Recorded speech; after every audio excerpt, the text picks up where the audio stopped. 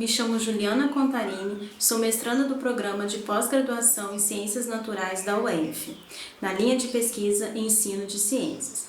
Meu trabalho tem como título Explorando o contexto histórico da extração do pau-brasil, uma proposta de ensino para a disciplina de Química, sob orientação do professor doutor Fernando José Luna Oliveira. Você conhece uma árvore de pau-brasil? Você já parou para pensar qual foi o real motivo que levou à sua exploração? Então, hoje eu vim aqui conversar um pouquinho com vocês sobre isso. O principal objetivo dos portugueses, dos franceses e dos holandeses foi a sua aplicação na indústria têxtil europeia. Isso porque, a partir do pau-brasil, se obtém um pó corante de coloração vermelha, capaz de tingir algodão, a seda e até o couro. Isso mesmo, ele é um corante natural. Estudando a história da moda do século XV e XVI, percebemos que o vermelho tinha um lugar especial na grade de cores. Isso porque ela representava vida, força, elevação espiritual e material em relação aos demais. Apenas a nobreza naquela época podia usar vestimentas de cor vermelha. Com a maciça extração do pau-brasil, essa cor se popularizou, pois era uma forma mais barata de se obter esse pigmento. Já que as formas anteriores conhecidas eram de difícil obtenção e muito trabalhosas, pois precisava de uma grande quantidade de matéria-prima para se obter uma pequena quantidade de pigmento. Como, por exemplo, os moluscos retirados da ilha de Creta, a partir dos quais os fenícios obtinham a cor púrpura, aos minúsculos insetos arrancados um a um por mulheres e crianças para permitir a produção do corante carmim escarlate. Perceba que a busca pelas diferentes tonalidades vermelhas percorreu mundos e épocas.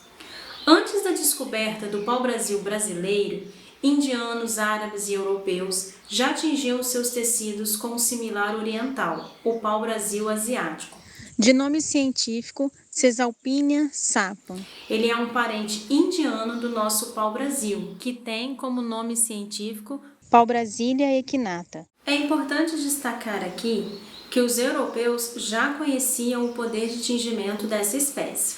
Os nativos o chamavam de ibirapitanga, onde ibirá significa pau ou árvore e pitanga significa vermelho.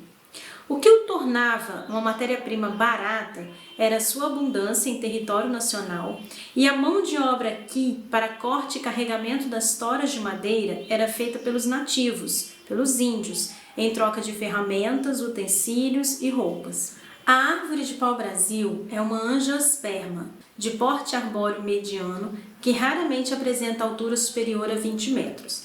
Nós temos exemplares em cultivo na Reserva Biológica de Soretama, no Espírito Santo, e no Jardim Botânico do Rio de Janeiro. O Dia do Pau-Brasil foi criado em dezembro de 1978, com a Lei 6.607, que definiu a espécie como árvore nacional e tem o dia 3 de maio como a sua data comemorativa. Na UENF, em comemoração aos 500 anos do nosso país, foram plantadas árvores de pau-brasil. Até hoje, o pau-brasil continua sendo extraído, porém agora para a produção de arcos de violino e instrumentos de corda. Como meu projeto de pesquisa está voltado para o ensino de ciências, não podemos deixar de levar em consideração o que diz a Base Nacional Comum Curricular.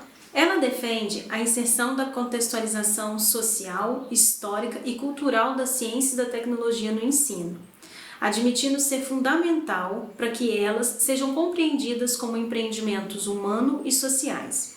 É importante que a contextualização histórica não se ocupe apenas da menção a nomes de cientistas e as datas, mas de apresentar os conhecimentos científicos como construções socialmente produzidas, com seus impasses e contradições, influenciando e sendo influenciadas por condições políticas, econômicas, tecnológicas, ambientais e sociais de cada local, época e cultura.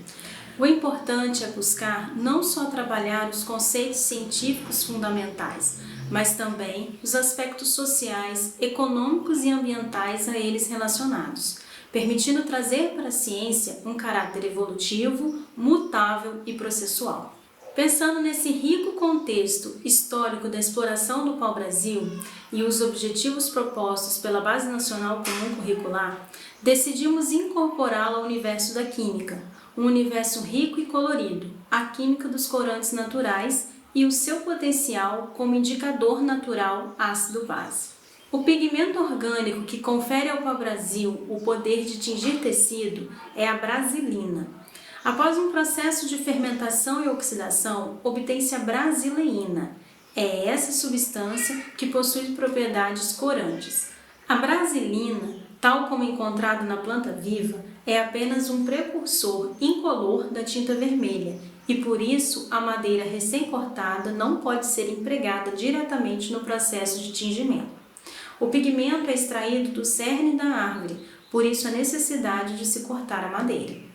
O que eu pretendo com esse projeto é apresentar e estimular a leitura, interpretação e análise de textos históricos científicos aos alunos sob a luz da história e filosofia da ciência. Aproximar professores e alunos aos aspectos históricos científicos, como a evolução dos processos químicos na busca por corantes naturais, estabelecer o contexto social e cultural que levaram a uma das mais importantes histórias de exploração do Brasil.